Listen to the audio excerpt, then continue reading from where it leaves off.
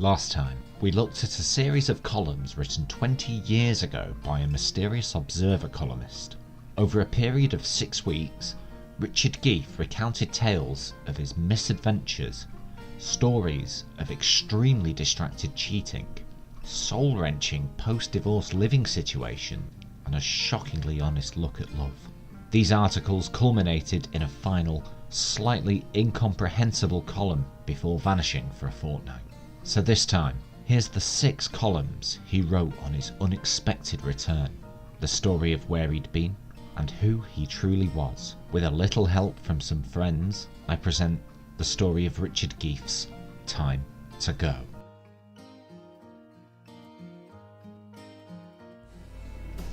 May 1999.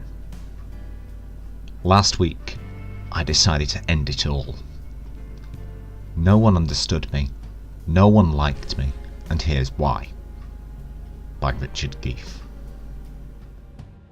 Last week, The Observer learnt that columnist Richard Geefe had attempted to take his own life. Despite his need for rest and medication, he insists that he continue writing, and I have, after much thought, agreed. We will, of course, review the situation continually in line with Richard's true interests. For The Observer, prurience is and always will be inexcusable.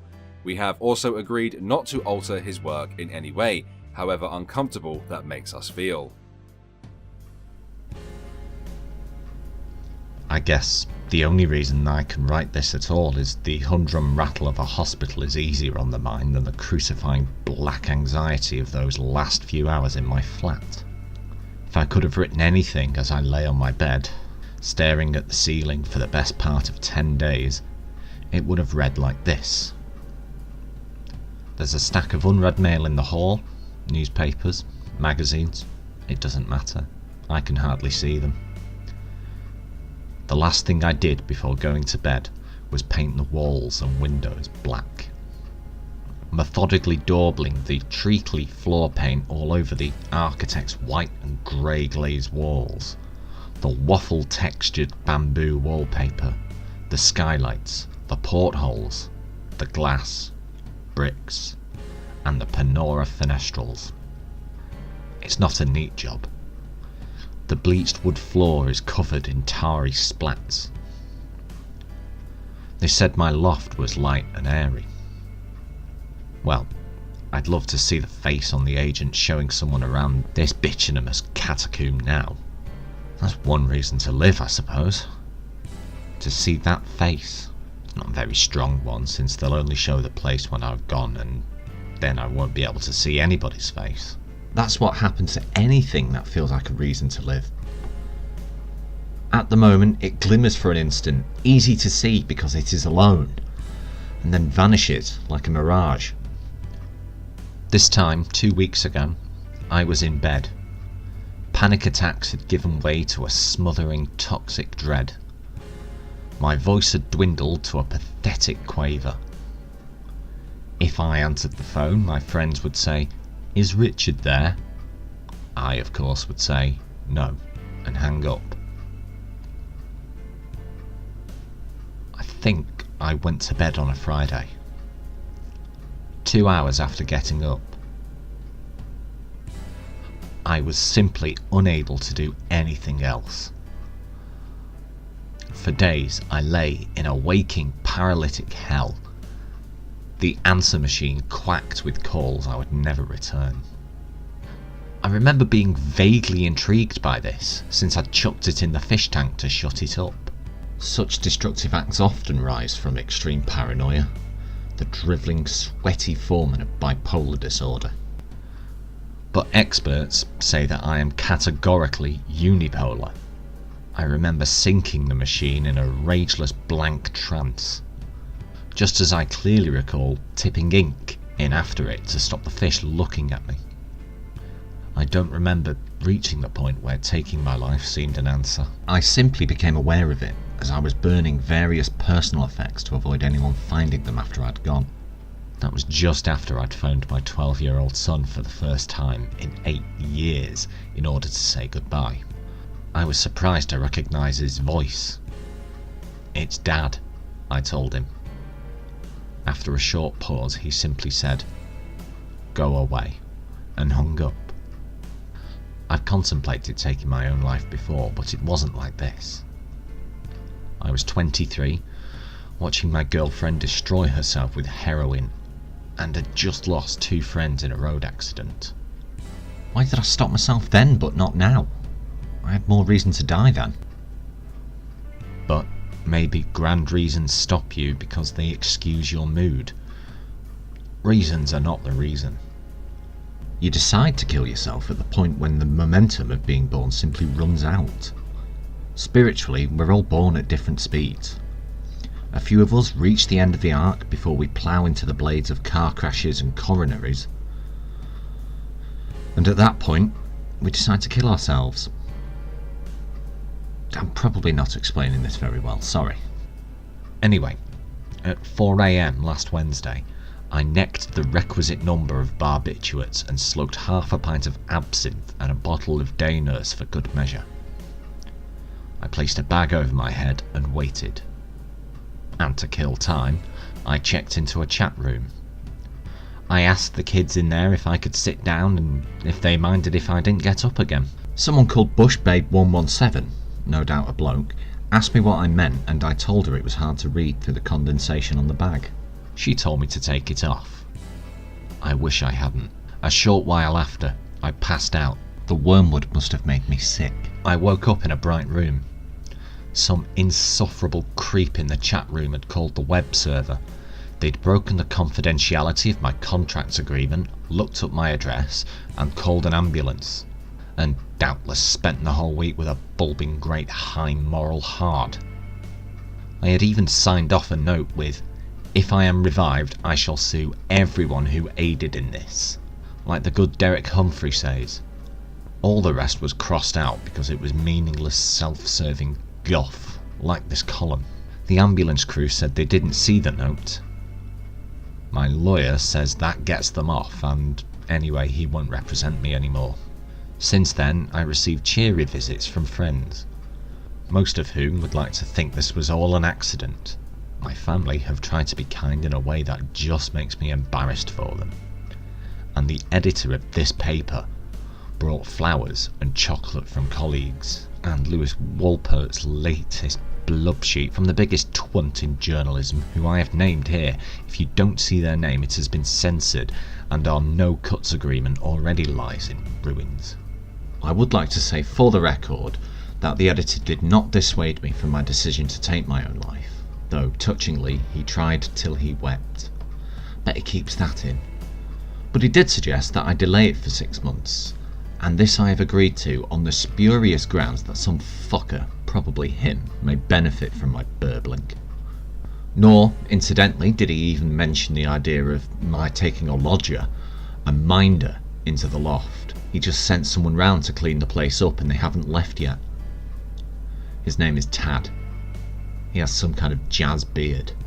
And I hope he can lift my dead weight without popping a hernia or a slithering goateed turd into his Shinex cycle shorts.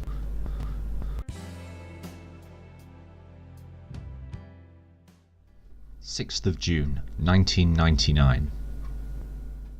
Following his failed suicide attempt last week, Richard Geefe has vowed to take his own life successfully this November. In Time to Go, he courageously documents the effects of this devastating decision on his life over the next 6 months. I've lived with the vow to end my life this November for 2 weeks now. That's time enough to know that the decision is, on balance, a good one. I'm almost easy with it, though easy is a long way from happy and there are downsides.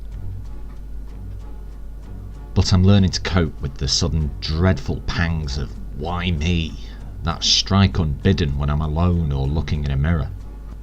Some of your kindly emails and letters have helped there, at least the ones that don't try to dissuade me. As a general note, if you can't leave it at sympathy and tears, I don't want to know. There have been small changes, like the cigarettes. People do give you a wider berth if you're smoking 2 or 3 at once, but time to piss. The only real problem, I think, is a worrying erosion in my social behaviour. Last weekend I was sitting on a blanket in a field by a river. It was the 4th or 5th time I'd been out since I'd left hospital, and the first time I'd left London. I was with friends. We'd done this before. It had been almost exactly the same the last time, except that Bridget was there. There were also fewer children. And of course there wasn't the infuriating knowledge that this picnic had been arranged specifically for me. I can't blame them for the idea. That's how a group of friends responds to having a hole blown in its side. I attempt suicide and they act from the old script until they are convinced and comforted by the resulting messy scar. But of course, when I put it like that, I absolutely can blame them. Particularly when I overheard someone saying, "Yes, Richard has been rather piano lately." Piano? You'd be Toto bloody Sordino if you were in my shoes, darling. A guy tries to kill himself and you organise a picnic? Come on! But of course, in the photos, this picnic will look just the same as all the others. And that, for them, is the point. But it was pleasant enough. Cold beer, skirts, an extra mural fat one, good West Plantation skunk, mild but bone deep. Nude bathing complete with a standing fluvial micturation from Rebecca to an next 50 yards of bank for us. Considering the sense of acute isolation I feel all the time now, things were ticking over quite painlessly until I reached for the last smoked cod road cracker. I was explaining to Helen that a recurring childhood nightmare had returned for the first time in 25 years. In it, I pretend to be dead so that I end up being buried alive to punish myself for causing my parents' split. I wasn't actually looking when my fingers met the plate, so I was surprised to find no biscuit there. I turned my head to see the morsel disappearing in the grasp of a 4-year-old git called Ivan. A darting grab and it was mine again. But he wouldn't let go.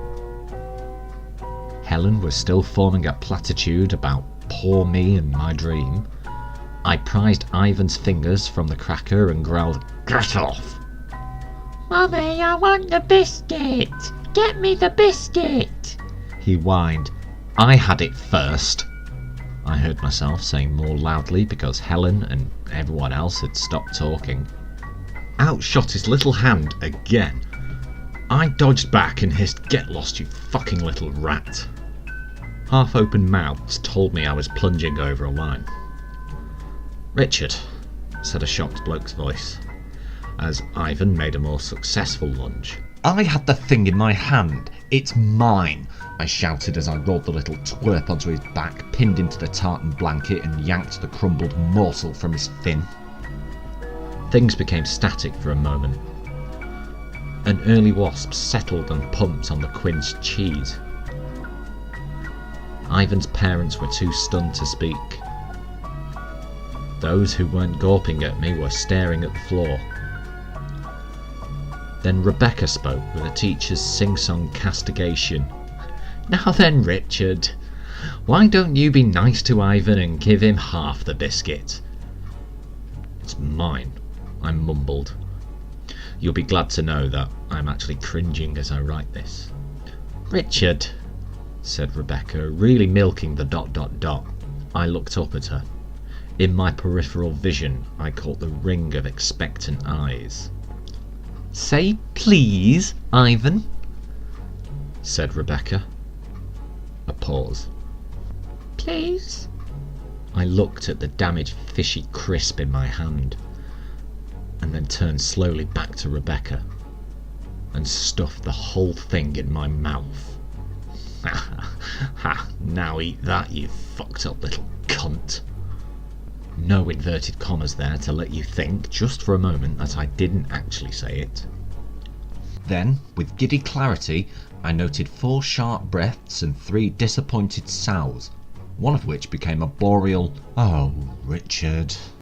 In the short gap before Ivan's shriek finally trashed the idyll, I heard myself announcing flatly that I was going to take a swim.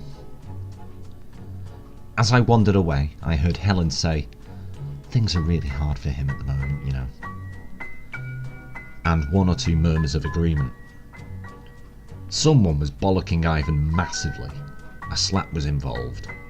But what struck me the most as I ambled towards the chattering river was that my shame was vestigial and merely theoretical. This all mattered, and yet in some much bigger way it didn't. The thought that occurred to me as I plunged into the weir was that I'd been excused because of my condition. What the hell else will I be allowed to get away with? That worries me far more than the simple prospect of quaffing the bleach in November. 13th of June, 1999. Following his recent suicide attempt, Richard Geefe has vowed to take his own life more successfully this November. In Time to Go, he unflinchingly documents the effects of this devastating decision on his daily life. I now have 5.5 months to live. Although I am easy enough with my looming demise to discuss it over dressed crab with my mother, it seems in some way to be laughing at me. With a cruel irony even Zabiphanes would envy, to avoid poison he refused to eat and thus starved, it seemed to be creating me a completely new life. This has been a week of firsts. For instance, I had never been invited to address a group of students before. On Monday I gave my first talk, Wrestling with Angels. At the end I fielded questions. A lot were about suicide methods. I had taken the trouble to discover more about this since my botched attempt last month, based entirely on that sod useless Final Exit book. Did you know that there is the website that sells the kit for car exhaust suicide? Different vehicles require different lengths of hose, and the most popular length is the one that fits people carriers. I told the students that I actually found that offensive. The selfishness of someone who owns a people carrier, clearly someone with a family, deciding to commit suicide appalls me. It's bloody irresponsible. If you're single, alone, and fucked up like me, and most of the students, well, hey, join me in Hades, baby. Otherwise, bloody well grow up. I was also pleased to find most of the audience agreeing with me about the terminally ill. Some specked up babe with a voice like a Guardian reader asked me if I didn't feel insignificant along those writers who'd had illnesses and death inflicted upon them like some random tax disadvantage handed out to the socially excluded. I could see it written all over a uselessly thoughtful, still pretty, but soon to be crazed with worry line's face. Of course I feel insignificant, you fucking moo. Even a crashing dung brain like Jeremy Clarkson could tell you that a sense of insignificance might just be linked to suicidal tendencies. And as for the terminally ill, at least those people can blame something else. Their genes, their God, their luck. All I can blame is myself. My condition is no one's fault but mine. You might say, yeah, but that means you could stop it all tomorrow. And you know what? All I can do is shake my head sadly and say, I know, that's what makes it so ghastly in here. Can you imagine how loud they clapped? My first celebrity invites have also started to flutter in. I'm not talking about the junket stuff sent out to slipstreamers like Baps Raven. I mean exclusive screenings of Eyes Wide Shut at the new Bullring IMAX, Yentov not asked, to playbacks of new cuts by Richard Ashcroft featuring Madonna on drums at the Townhouse. So, on Wednesday, for example, I found myself at a private viewing in a blancoed Hoxton art space, standing still among the wee crowd, whilst conversations formed around me. Typically, Richard, I just wanted to say your work reaches out to a beautifully sad place in all of us. Followed by a soft gaze to see if I said anything, and so I just said anything to fill the silence.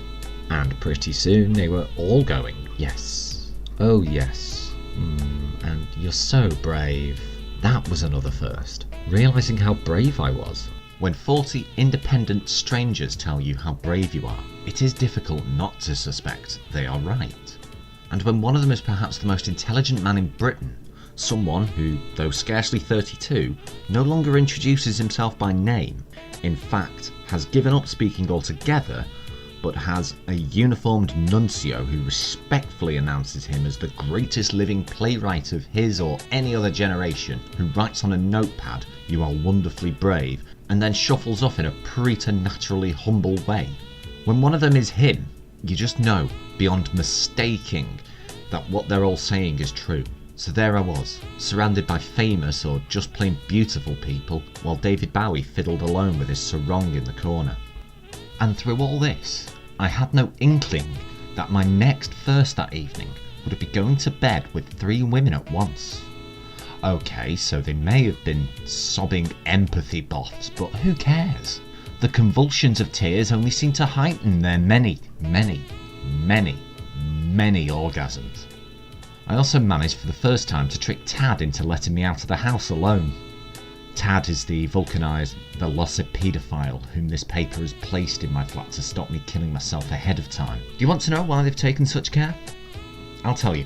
When we struck the time to go deal, I insisted they pay for all 25 columns up front, and the last thing they want is for me to snuff myself after only 5, thereby setting a record rate of 15 grand per 1,000 words. And perhaps the most shocking first actually occurred within the last hour.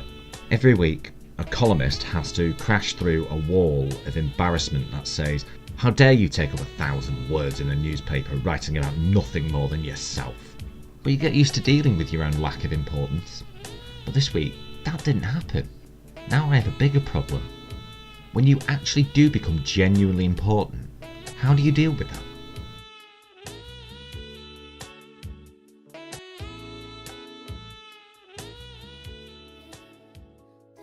20th of June, 1999. In a move unprecedented in journalism, Richard Geefe has decided to commit suicide on the 16th of November 1999. In Time to Go, he reports unflinchingly on the turmoil this has brought to his last 6 months. What the hell have I done? By January 2000, my obituaries will be yesterday's tramp wrapping, and the public weeping will be all but over. I've been calling the editor a lot, explaining that I'm having second thoughts. Of course, excellent, he says. Write it all down. If I persist, he explains how a friend has told him only this morning that being made to cry by me every Sunday may well be saving his marriage. How? I ask. Well, they started having sex again, he says. If I ask him if he seriously suggested I should top myself so his friends can cry themselves into bed. Yes, he says. Yes. And then, suddenly, he gets very firm and reminds me that I've signed a contract and I can't back out now. Not now there's a book deal. The documentary crew love all this. They say my face looks so great when I'm losing an argument. They're filming me for a week. It's a promo tie-in with the book. On Tuesday morning, they chanced upon the perfect water cooler moment. They like to film me opening my post. There was a touching card from Harold Pinter, an immaculate little black coffin from Nick Cave, and Julie Birchall had sent me next year's diary. Ho ho. Then, some handwriting that I recognised. Bridget. A small parcel. And, inside, a pregnancy test kit with the diagnostic end snapped off. Now, Bridget hasn't spoken to me since I revealed here how I ruined our friendship with deceit, booze, and a horribly misjudged but rather good mercy fuck. She has, however, let it filter through to me that she thinks I'm being a jerk. So was she really telling me that as a result of our one chonk, she is now pregnant? Or was she playing with me? Trying to give me a motive to live and thus renege on my newly revived promise to the world. And to you, my readers, the scheming, fat-armed cow, I think you'll agree. I phoned to let her have it. Answer machine. I ranted incoherently to the chip. The phone went as soon as I hung up. Not Bridget, but my life insurance company. They seemed to have a problem with paying me any of my money up front, even though I can guarantee the exact date and manner of my death. Tossers. All morning, the documentary boys filmed me pacing about, unsettled by Bridget's stick. idiot sunlight was smashing itself all over my loft. I had a hangover worse than Gulf War syndrome. Then my Blue Monday remix doorbell went off like an earful of cattle prods. Christ, I thought, I don't want to see her. And I didn't want her to see me, or more particularly, the all too visible evidence of other women. I might as well tell you that a wailing torrent of grief bangers rolls through this place day and night, turning my groin into a blur and my pillows into a diorama of blood coal. In fact, most women I know have stopped wearing knickers just in case. So imagine you have all that going through your head as you tentatively open the door to find not your possibly pregnant ex-best friend, but that tick Johnny Depp greeting you insouciantly with a, "Hey Rich, can I hang with you for the day? I'm playing you in a movie." I told him to sling his hook and piss up a rope. The crew missed that. The tape had run out. Johnny was too busy pissing up his rope to come back and redo it. So they started blaming me. They demanded more action shots. I said I'd already staged a scene in which a distraught phone call to my mother ends with me beating up the sound recordist. I mustered the violence by imagining he was Nick Broomfield. And at that point, Bridget really did turn up. She looked alive. And angry. Oh God. Wait there, I said. I'm just, She waited. I pleaded with the crew not to film her. I couldn't give a toss about me, but I didn't want Bridget invaded by crappy camera work and botched in the edit. No way, they said. This stuff could make a water cooler day. She rang again. I had to make a deal. Hidden cameras. After all, they said. The film wouldn't go out until after I was too dead to bollock. They slipped me a 2-gram sherbet to seal it. When you do see the programme, I expect there will be quite a good shot through the crack in a kitchen door where I cry as Bridget tells me that she really is pregnant and is going to have the baby. I heard a muted cheer from the kitchen being stifled with a saucepan. I crushed the lapel mic they'd hidden in my Nehru collar and whispered through tears that I would change my mind. I would live for the child and her. Perhaps we should get married. I nearly said I loved her. She softened deliciously but said nothing. And then she nodded very slightly, turned, and ran out. I phoned the editor. "I'm not doing it. I'm going to be a father." "Richard," he said. "have you thought this through?" He assured me the child would learn more from my writing than he ever could from me as a living person. "What's more," he said, "the Observer has a bond of trust with its readers who are now relying on me to commit suicide and would rightly be appalled if I said I was going to live after all." And I began to see that morally, and in every other conceivable way, the editor was actually right. 27th of June, 1999. It's the bloody book that's done it. The moment I croak, these columns will be on sale for $16.99 a pop to a lot of people who've already read them. But in order to catch the Christmas rush, the publisher needs all the copy by the end of August. So I'm having to write the end of my life now, committing myself to what I'll be doing, how I will feel about it, and the exact method of my blapping my Lulu. It's driving me nuts. Of course, I could make it all up, but then I might as well lie about my suicide too and stay alive. What the hell would be the point of that? The whole idea of Time to Go is that I kill myself. Otherwise, all this writing will be quite valueless. I've also rejected the idea of giving scripts to friends to make them say what I said they'd said, so I've been trying to predict what my life will actually be like then. My first thought was that I'll be utterly suicidal. I imagine the dreadful day when I can no longer derive the faintest pleasure from my Paul Smith polished Barunia condom applicator.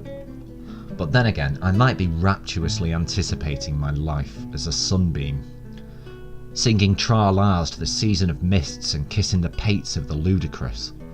Or what if I've been run over, pierced by a spear of frozen piss from a passing airliner, or stabbed by one of the Observer weirdos who've set up a daily Geefe vigil in the pub on the corner? In turmoil, I faxed the editor a selection of starts for my column for the 22nd of August. He hated them all. What the fuck's this? I've been wondering this week whether sharble should be the word for a grain of instant coffee that hasn't dissolved by the time you drink it. I told him that would be what I'd write if I'd come to terms with my death to the extent that I no longer bothered to mention it at all. He told me to write about my new TV show. You know exactly how that will go. You're making it now, aren't you? Not quite. Channel 5, who've clearly heard of me but never read my work, approached me with an idea called It's Alright, He's Got Cancer, in which the presenter pulls unforgivably cruel stunts on innocent people but gets away with it because he has cancer and is therefore understandably twisted. I pointed out that I have the big S, not the big C. They've yet to come back to me on It's okay, he's vowed to top himself. Richard, if you're desperate, why can't you just do something about your suicide method? I told him I'd seen a very touching art movie in which a man jumps off a first floor balcony repeatedly until he perishes, just in case at any point he wants to change his mind. Very moving. It took him 42 jumps. Will you do it? Well, the publishers like the idea, it's photogenic, and there's time for the camera crews to arrive, but I think I'll use this gun I've bought. Oh God, no, Richard, please. He said, What? You know about Will Hutton's history of firearms convictions. He might be offended. Oh, right. Would it be okay for me to die in agony by hurling myself into an amphora of puff adders? I said. Yes, I don't think that will tread on anyone's toes. In the end, I decided to make those last weeks entirely predictable.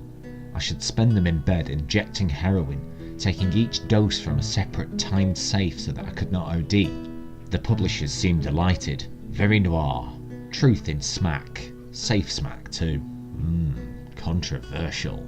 Maybe some coffee table book style photos of the paraphernalia. But guess what? The editor blew his top and said no way. Taking heroin is a sackable offence at the Observer. Actually, it's perfectly acceptable to take heroin at the Observer if you write about it here. It's only sackable if another paper mentions it first. We rowed, of course, like cock ferrets. He said I'd better not botch it now because apart from anything else, he has a 50% interest in the book deal. What? Well, he said, my suicide pact was his idea after all. Well, fuck me. This man, who I've known since we were 19, who saw me through my very worst years with Tears for Fears, keyboards in the Seeds of Love phase, casually turns round and tells me that the one brilliant thing I've ever done was his idea. I told him he could shove his nuts in a mangle and I'd take my last 12 weeks elsewhere. I phoned the Sunday Times. Sorry, old chap, love the column, but we've got a reporter who's just taken a contract on his own life and is writing some terrific stuff about living in fear. The Mail on Sunday have an accidental injury man who gets something dropped on him or falls out of a window every week. And there's a female writer at the Cindy who's agreed to have her child kidnapped. I'm so fucking marvellous they're all ripping me off. So I'm stuck here. Perhaps you'd like to know that I have at least now written my ending. And what the editor doesn't know yet is that on the 16th of November we play Russian roulette with 2 fully loaded revolver and he fires first. I, of course, follow with pangs of remorse about the futility of it all. Oh yes, I do, sir.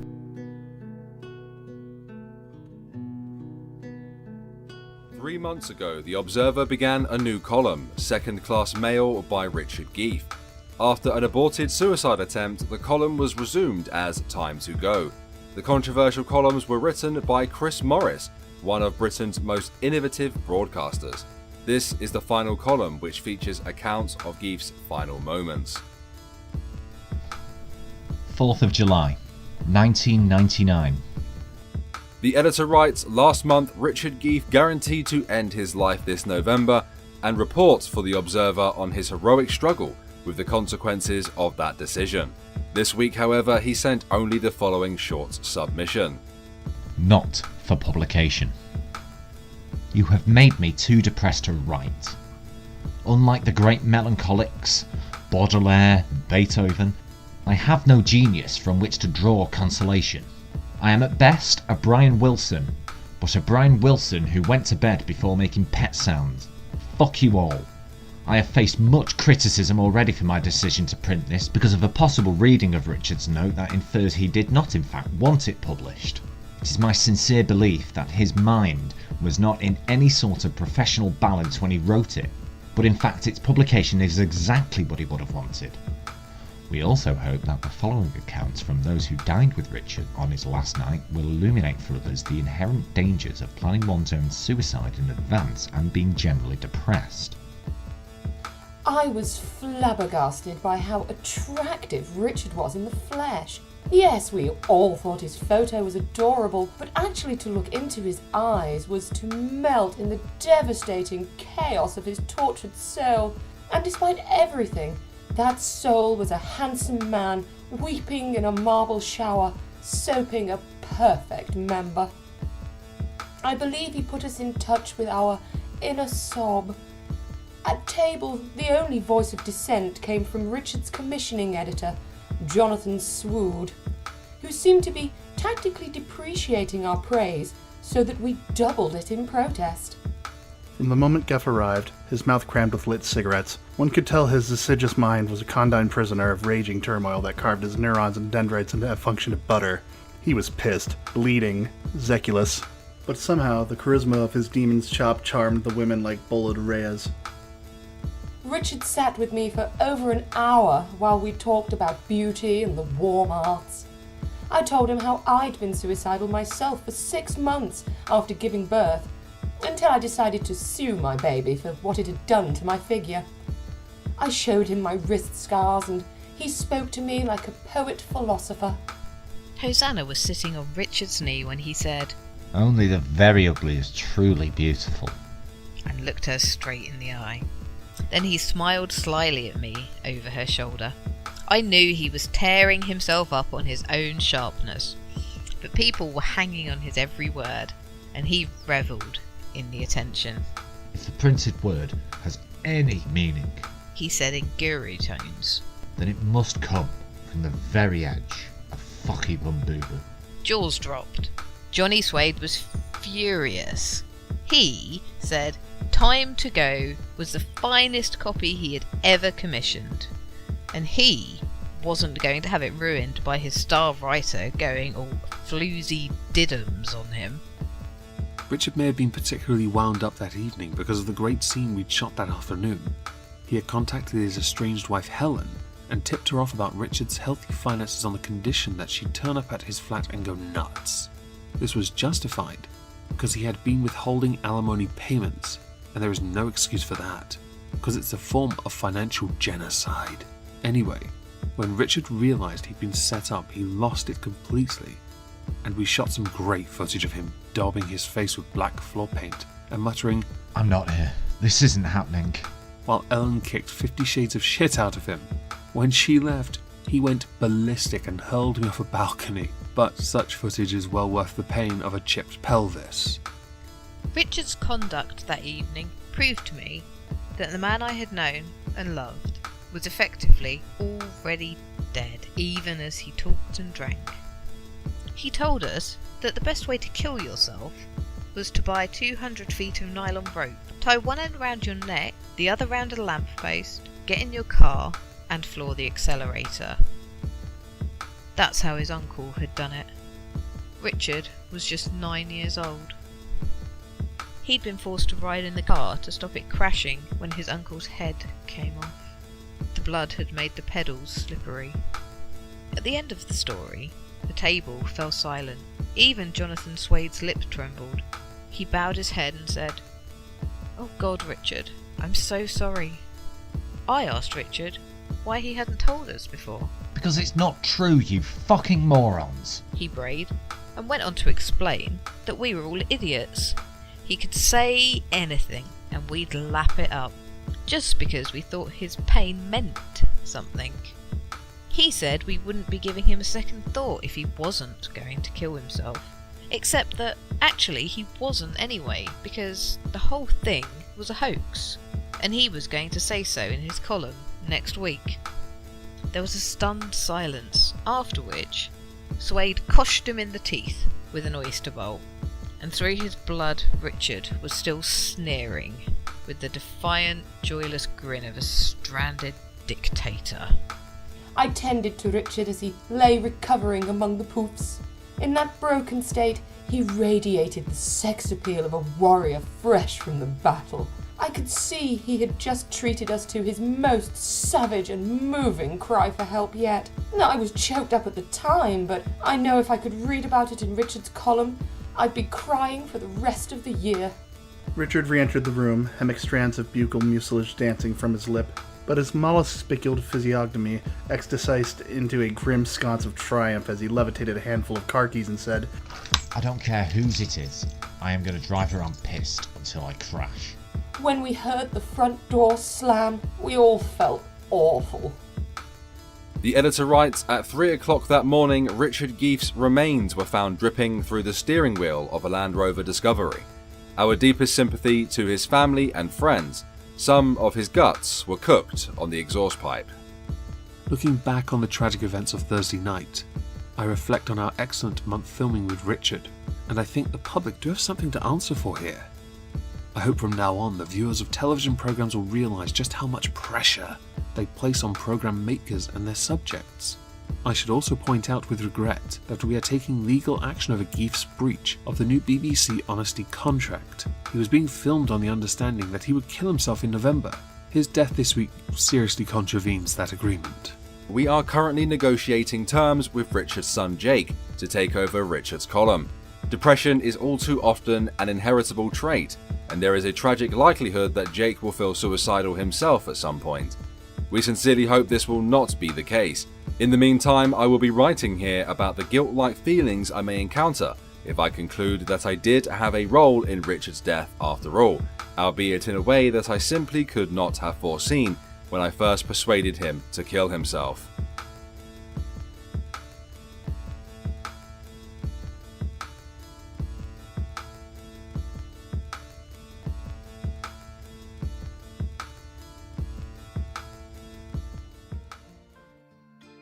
So there you have it. As mentioned in the final column, the story was written by British satirist and comedian Chris Morris, in collaboration with longtime writing partner Robert Katz. The final column was a rewritten retelling of one of their monologues from Morris's late-night radio sketch and music show, Blue Jam. The original story can be found on the commercial highlights release of the series. However, coming soon will be my recordings of the monologues. Major thank yous to the people who helped me out with this video: Irate Alex, Omegon, Urbana Fox, Joe Shade and Dax Orion. Please check out the links to their channels and work in the description below. I know this was quite a difficult piece to work from owing to its extremely dark nature and some of its more unusual language. But you guys pulled through amazingly. Thanks for watching. If you feel so inclined, please leave a like on the video. Any comments, feedback or discussion is welcome in the comments section. I do read and appreciate every single one. Subscribe to the channel, as there is much more content on the way.